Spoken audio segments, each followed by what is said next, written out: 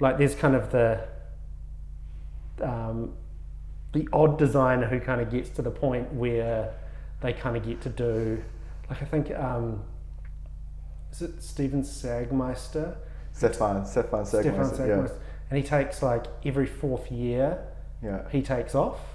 Yeah, and I didn't know that. Yeah, he works 3 years in his studio and then just spends a year in like Thailand or Bali or something, and he uses that to kind of reset his brain and get excited about doing design again. It's like, wow, that would be an amazing position to get to. But it's one of those kind of aspirational. It's not as aspirational as an acting career where,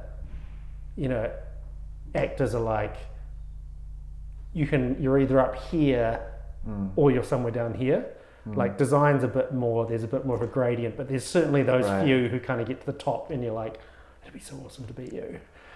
Yeah, I mean, I have a lot of problems with that picture, because I've been reading this book, Sapiens. Yeah.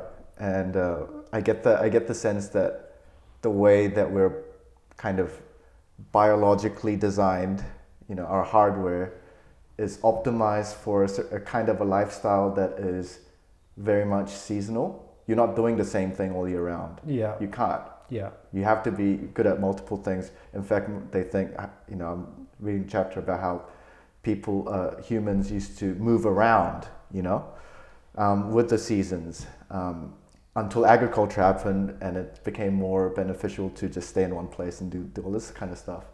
And so if you look at the modern career, it's like, okay, you figure out what you want to do when you're 18, and then you do that for 40 years. Yeah. And then you just keep doing it, and there's no seasons. It's like you're, and that idea of Stefan Sagmeister going like, saying once every 4 years, he's gonna, like, it's a season for him to not express, but to take in.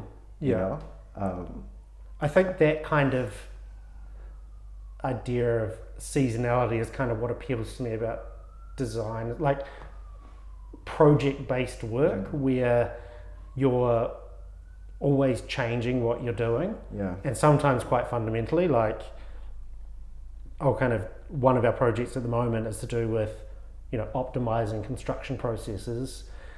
Another one is looking at how do you sell tickets to a theatre, and then the other one is obviously kind of dome-based infotainment, if you like.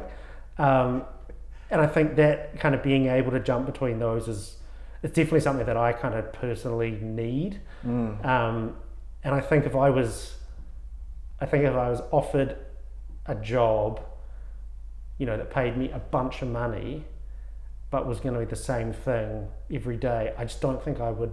I'd probably take it to start with, and I just don't think I'd last. I just kind of personally need that kind of variety to make sure that I'm sort of keeping myself occupied.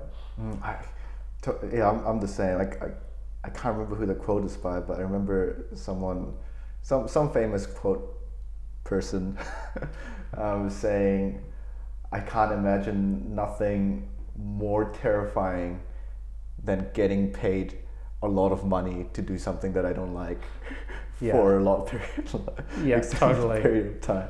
Yeah, it would just be, it'd be grim. And it's Tom Sachs, that's who he is. Oh, right. Yeah. He's like, can you imagine getting paid a lot of money? That's definitely someone who just does what he wants to do. That's it. He's probably another one like Sagmeister who he just kind of gets to pick and choose, and